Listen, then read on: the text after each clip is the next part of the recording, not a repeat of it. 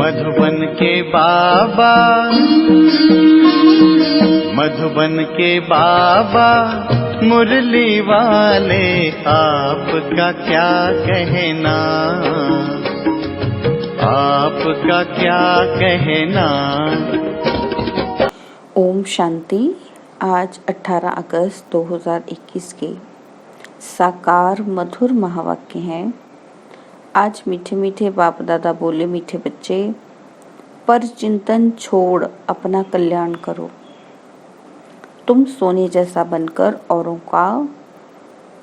को रास्ता बताओ। आज मीठे मीठे बाप दादा ने कहा कि बच्चे, पर चिंतन छोड़ अपना कल्याण करो। तुम सोने जैसा बनकर औरों को रास्ता बताओ। और बाबा ने आज हमसे प्रश्न पूछा है कि अशरीरी बनने का अभ्यास जो सदा करते रहते, उनकी मुख्य निशानी सुनाओ। तो उत्तर को बहुत ध्यान से सुनेंगे कि क्या ये निशानियां मुझसे मैच करती हैं। तो उत्तर में बाबा ने बताया कि वे हठ से अपनी कर्मेंद्रियों को वश नहीं करते, लेकिन उनकी कर्मेंद्रियां स्वतः शीतल हो जाती हैं। हम आत्मा भाई भाई हैं, यह स्मृति स्वतः रहती है। देह अभिमान छूटता जाता है, नाम रूप का नशा खत्म होता जाता है और दूसरों की याद नहीं आती है। तो अपने में चेक करनी है ये निशानी। फिर से एक बार ध्यान से सुनेंगे कि बाबा ने कहा कि वो हठ से अपनी कर्मेंद्रियों को वश नहीं करते, लेकिन उनकी कर्मेंद्रियां स्वतः शीतल हो जाती हैं। हम आत्मा भाई भाई हैं, यह स्मृति स्वतः रहती है। देह अभिमान छूटता जाता है, नाम रूप का नशा खत्म होता जाता है और दूसरों की याद नहीं आती है। आज मुरली का गीत है, तू प्यार का सागर है। ओम शांति। यह कोई सिर्फ प्यार का सागर नहीं, ज्ञान का सागर है। ज्ञान और अज्ञान ज्ञान को दिन, अज्ञान को रात कहा जाता है।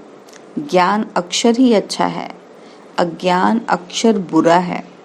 आधा कल्प है ज्ञान की प्रालब्ध, आधा कल्प है अज्ञान की प्रालब्ध। अज्ञान की प्रालब्ध है दुख और ज्ञान की प्रालब्ध सुख है। यह तो बहुत सहज समझने की बातें हैं। दिन है ज्ञान का, रात है अज्ञान। यह भी किसी को पता नहीं है, ज्ञान किसको कहा जाता है, अज्ञान किसको कहा जाता है। यह बेहद की बातें हैं। तुम सब बाबा कहते हैं, तुम सबको समझाते हो ज्ञान क्या है, भक्ति क्या है। क्योंकि हम बच्चों को क्लियर किया ना बाबा ने, तो बाबा कहते हैं अब तुम समझाते हो, तुम सबको समझाते हो ज्ञान क्या है, भक्ति क्या है। ज्ञान से तुम पूज्य बन रहे हो। जब पूज्य बन जाते हो तो पूजा की सामग्री को जान जाते हो। पूजा की सामग्री क्या है, मंदिर आदि है ना। तो बाबा कहते हैं तुम जानते हो, ये सब यादगार है। उनकी जीवन कहानी क्या है वह तुम जानते हो। जो पूजा करने जाते हैं वे खुद नहीं जानते। पूजा को भक्ति कहा जाता है। भगवान को भक्तों से मिलना है, भक्ति का फल देने के लिए। सो भगवान ही आकर पुजारी से पूज्य बनाते हैं। पूज्य सतयुग में, पुजारी कलयुग में होते हैं। तुम बच्चे जानते हो आज क्या है और कल क्या होना है। बाबा कहते विनाश तो जरूर होने का है, कोई भी समय हो सकता है, तैयारी हो रही है। गाया भी हुआ है कि अनेक कुदरती आपदाएं होती हैं, यह तो लिख देना चाहिए। ग्रह युद्ध और कुदरती आपदाएं, उनको कोई ईश्वरीय आपदाएं नहीं कहेंगे। यह तो ड्रामा की नूंद है जिसमें नेचुरल कैलेमिटीज सब आने वाली हैं। विनाश में भी मदद करेंगे। मूसलाधार बरसात पड़ेगी, भूखों मरेंगे, अर्थक्वेक आदि सब आने की है। इन द्वारा ही विनाश होने का है। बच्चे जानते हैं यह तो जरूर होगा, है ना, इन द्वारा ही विनाश होने का है। बाबा कहते बच्चे जानते हैं तो जरूर होने का है, नहीं तो सतयुग में इतने थोड़े मनुष्य कैसे होंगे, जरूर इकट्ठा विनाश होगा। बच्चे अच्छी रीति जानते हैं यह सब कपड़े धोए जाएंगे, यह बेहद की बड़ी मशीनरी है। गाया जाता है मूत पलीती कपड़ धोए, इन कपड़ों की बात नहीं है जो हम पहनते हैं, शरीर रूपी कपड़ों की बात कर रहे हैं बाबा। बाबा कहते हैं यह है शरीर की बात। आत्माओं को योग बल से धोना है। इस समय 5 तत्व तमो प्रधान हैं, तो शरीर भी ऐसे बनते हैं। पतित पावन बाप आकर पावन बनाते हैं और सब खलास हो जाते हैं। तुम जानते हो पावन कैसे बनते हैं? रास्ता बहुत सहज बताते हैं। मनुष्य तो कुछ भी नहीं समझते। जहाँ जहाँ भक्ति यज्ञ आदि होते हैं वहाँ जाकर समझाना चाहिए कि जिनकी तुम भक्ति करते हो उनकी बायोग्राफी समझने से ही तुम देवता बन सकते हो। उन्होंने जीवन मुक्ति कैसे पाई सो तो समझो, तो तुम भी जीवन मुक्ति पा सकते हो। मंदिरों में बैठ जीवन कहानी समझाने से अच्छी रीति समझेंगे। तुम भी बाप से अभी जीवन कहानी सुनते हो। तुम बच्चों को कितनी समझ मिलती है। परमपिता परमात्मा की जीवन कहानी कोई भी नहीं जानते हैं। सर्वव्यापी कहने से जीवन कहानी थोड़ी हो जाती है।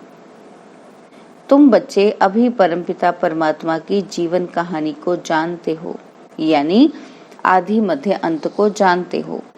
इस समय को आदि कहेंगे, जबकि बाप आकर पतितों को पावन बनाते हैं।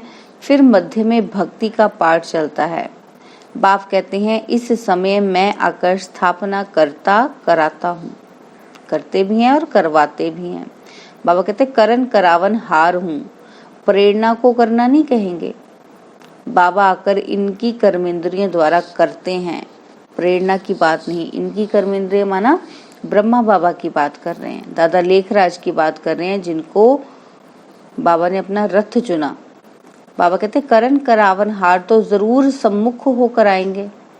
अगर करण करावन हार है तो सामने खड़े होकर कराएंगे ना। प्रेरणा से कुछ भी नहीं हो सकता। आत्मा बिगर शरीर कुछ भी नहीं कर सकती। बहुत कहते हैं ईश्वर ही प्रेरणा से सब कुछ करता है। बाबा आप प्रेरणा करो कि हमारे पति की बुद्धि ठीक हो जाए। बाबा कहते हैं प्रेरणा की तो इसमें बात ही नहीं। फिर शिव जयंती क्यों मनाई जाती?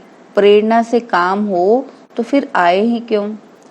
एक तो ईश्वर क्या चीज है यह नहीं जानते, सिर्फ कह देते ईश्वर की प्रेरणा से सब कुछ होता है। निराकार प्रेरणा से कैसे करेंगे? बाबा कहते हैं निराकार हूं, प्रेरणा से कैसे करोगे? वह तो करण करावनहार है। आकर के रास्ता बताते हैं, कर्मेंद्रियों से मुरली चलाते हैं। जब तक कर्मेंद्रियों का आधार ना ले तब तक मुरली कैसे चलाए? ज्ञान का सागर है तो सुनाने के लिए मुख चाहिए ना। अब तुम बच्चों को सारी दुनिया के आदि मध्य अंत का पता पड़ा है, पूरी नॉलेज मिली है। समझते हैं ज्ञान बिगर गति नहीं।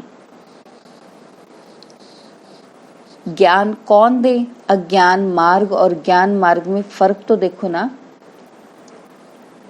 विज्ञान भी कहते हैं अज्ञान है अंधियारा, बाकी ज्ञान और विज्ञान को हम मुक्ति जीवन मुक्ति भी कह सकते हैं। तुमको अब पावन बनने का ज्ञान मिलता है। तुम सुदर्शन चक्रधारी बनते हो। कोई सुनेंगे तो वंडर खाएंगे, कहेंगे आत्मा ज्ञान लेती है तो आत्मा जरूर संस्कार ले जाएगी ना। मनुष्य से देवता बनते हो तो ज्ञान रहना चाहिए, परंतु बाप समझाते हैं यह पुरुषार्थ है प्रारब्ध के लिए। प्रारब्ध मिल गई फिर ज्ञान की क्या दरकार है? सतयुग है ही तुम बच्चों के लिए प्रारब्ध। यह बातें सुनने से ही वंडर खाएंगे। यह ज्ञान परंपरा क्यों नहीं चलता? बाप कहते हैं ये प्राय लोप हो जाता है। दिन हो गया फिर अज्ञान तो है नहीं जो ज्ञान की दरकार रहे। यह भी समझने समझाने की बातें हैं, फट से कोई समझ नहीं सकते। शिव बाबा भारत में ही आते हैं, बच्चों के लिए सौगात ले आते हैं। क्या? भक्ति का फल देने के लिए। भक्ति के बाद है सदगति। यह विनाश भी होगा जरूर, आसार खड़े हैं। तुम सुनते रहेंगे, चिंगारी लगती है तो 1-2 घंटे में सारा मकान जलकर भस्म हो जाता है। यह कोई नई बात नहीं है, विनाश तो होना जरूर है। सत्युग में होते ही हैं थोड़े मनुष्य श्रेष्ठाचारी। तो श्रेष्ठाचारी बनने में कितनी मेहनत लगती है। माया नाक से एकदम पकड़ लेती है। ऐसे गिरने वालों को चोट बहुत लगती है, टाइम लग जाता है। बड़े से बड़ी चोट है काम विकार की, इसलिए कहा जाता है काम महाशत्रु है। यही पतित बनाते हैं। झगड़ा होता ही है विकार पर। विकार के लिए नहीं छोड़ेंगे तो जरूर कहेंगे इससे तो बर्तन साफ करें तो वो अच्छा है। झाड़ू पोछा लगाएगी परंतु पवित्र रहेगी, इसमें हिम्मत बहुत चाहिए। जब कोई बाप की शरण में आते हैं तो फिर माया भी लड़ना शुरू करती है। 5 विकारों की बीमारी और ही अधिक उथल खाती है। पहले तो पक्का निश्चय बुद्धि होना चाहिए। जीते जी मरे हुए हैं, यहाँ से लंगर उठा लिया है, कलयुगी विकारी किनारा तुमने छोड़ दिया है। अब हम यात्रा पर जा रहे हैं। हम अशरीरी हो अपने घर जाते हैं। आत्मा को यह ज्ञान है कि हम एक शरीर छोड़ दूसरे में जाएंगे। हम ग्रस्त व्यवहार में रहते कमल फूल समान पवित्र वन यात्रा पर रहते हैं। बुद्धि में याद रहे कि यह तो कब्रिस्तान है, फिर हम सुख धाम में जाएंगे। हमको बाबा वर्षा देने की युक्ति बता रहे हैं। पावन बनने के लिए हम योग में रहते हैं। याद से ही विकर्म विनाश होंगे, तब आत्मा शरीर छोड़ेगी। यात्रा कितनी वंडरफुल है। बाबा कहते सिर्फ बाप को याद करो, अपनी राजधानी को याद करो। इतनी सहज बात भी याद नहीं पड़ती। बाबा ने कहा अल्फ को याद करो बस, परंतु माया वह भी याद करने नहीं देती, मेहनत लगती है। आत्मा को ज्ञान मिला है, हमारा बाबा आया हुआ है। आत्मा पढ़ती है ना, आत्मा शरीर द्वारा जन्म लेती है। आत्मा भाई भाई है। देह अभिमान में आने से फिर अनेक संबंध हो जाते हैं। यहाँ तुम भाई बहन हो गए, आपस में भाई भाई भी हो, बहन भाई भी हो। प्रवृत्ति मार्ग है ना, दोनों को वर्षा चाहिए। आत्मा ही पुरुषार्थ करती है। अपने को आत्मा समझना यही मेहनत है। देह अभिमान ना रहे, शरीर ही नहीं तो विकार किससे करेंगे। हम आत्मा हैं, पाप के पास जाना है, शरीर का भान ही ना रहे। बाबा कहते हैं जितना योगी बनते जाएंगे कर्मेंद्रियां शांत होती जाएंगी। देह अभिमान में आने से कर्मेंद्रियां चंचल होती हैं। आत्मा जानती है हमको प्राप्ति हो रही है। शरीर से अलग होते जाएंगे तो कर्मेंद्रियां शांत होती जाएंगी। सन्यासी लोग दवाई खाकर कर्मेंद्रियों को शांत करते हैं। वह तो हठ योग हो गया ना। बाबा कहते तुमको तो योग से काम लेना है। क्या योग बल से तुम वश नहीं कर सकते हो?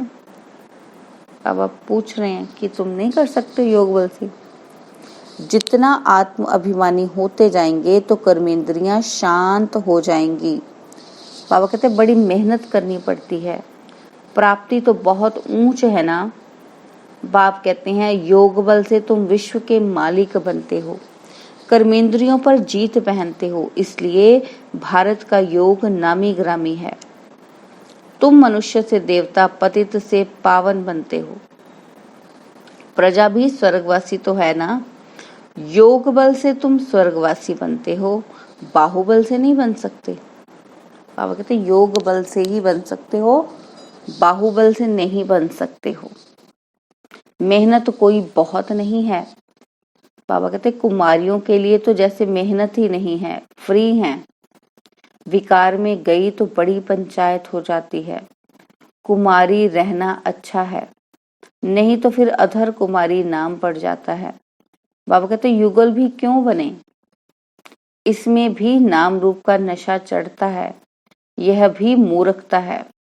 युगल बनने के बाद पवित्र रहने के लिए बड़ी अच्छी हिम्मत चाहिए, ज्ञान की पूरी पराकाष्ठा चाहिए। बहुत हैं जो हिम्मत करते हैं, परंतु आग की आंच आ जाती है तो खेल खलास। इसलिए बाबा कहते हैं कुमारी फिर भी अच्छी है, अधर कुमारी बनने का ख्याल भी क्यों करना चाहिए। बाबा ने कहा कि कुमारियों का नाम बाला है, बाल ब्रह्मचारी हैं। बाल ब्रह्मचारी रहना अच्छा है, ताकत रहती है, दूसरी कोई की याद नहीं आएगी। बाकी हिम्मत है तो करके दिखाओ। बाबा कहते हैं परंतु मेहनत है, दो हो पड़ते हैं ना। कुमारी है तो अकेली है, दो से द्वैत आ जाता है। जहां तक हो सके कुमारी हो रहना अच्छा है। कुमारी सेवा पर निकल सकती है, बंधन में पड़ने से फिर बंधन वृद्धि को पाते हैं। तो बाबा कहते ऐसा जाल बिछाना ही क्यों चाहिए जो बुद्धि में फंस पड़े। ऐसे जाल में फंसना ठीक नहीं है।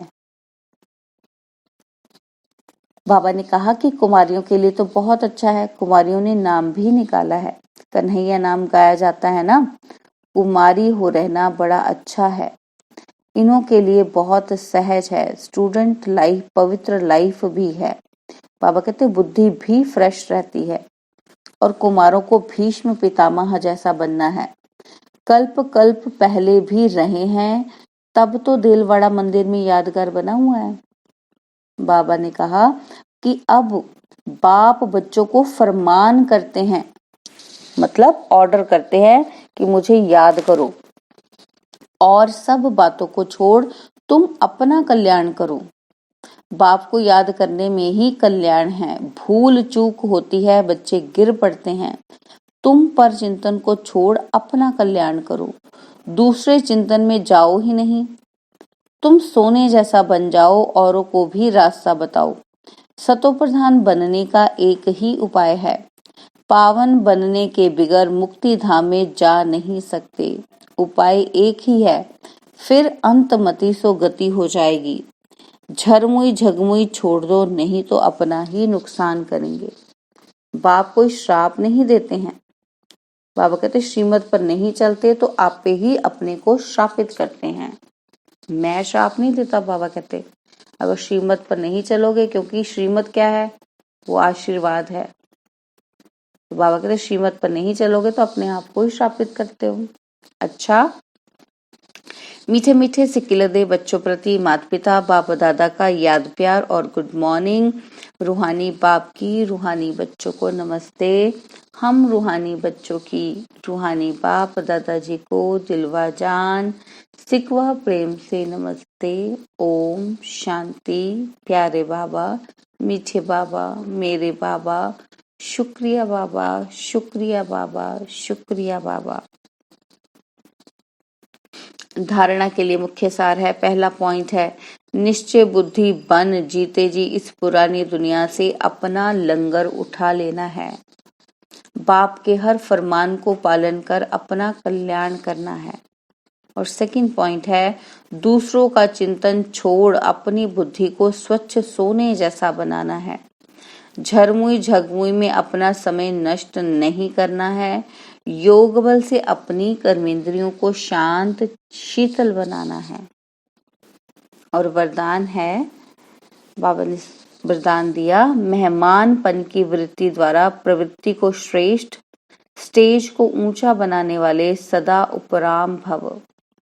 मेहमानपन की वृत्ति द्वारा प्रवृत्ति को श्रेष्ठ, स्टेज को ऊंचा बनाने वाले सदा उपराम भव। जो स्वयं को मेहमान समझ कर चलते हैं वे अपने देह रूपी मकान से भी निर्मोही हो जाते हैं। मेहमान का अपना कुछ नहीं होता। कार्य में सब वस्तु लगाएंगे लेकिन अपनेपन का भाव नहीं होगा। वे सब साधनों को अपनाते हुए भी जितना न्यारे उतना बाप के प्यारे रहते हैं। देह देह के संबंध और वैभवों से सहज उपराम हो जाते हैं। जितना मेहमानपन की वृत्ति रहती उतनी प्रवृत्ति श्रेष्ठ और स्टेज ऊंची रहती है। और स्लोगन है, अपने स्वभाव को निर्मल बना दो तो हर कदम में सफलता समाई हुई है। स्लोगन है, अपने स्वभाव को निर्मल बना दो तो हर कदम में सफलता समाई हुई है। ओम शांति।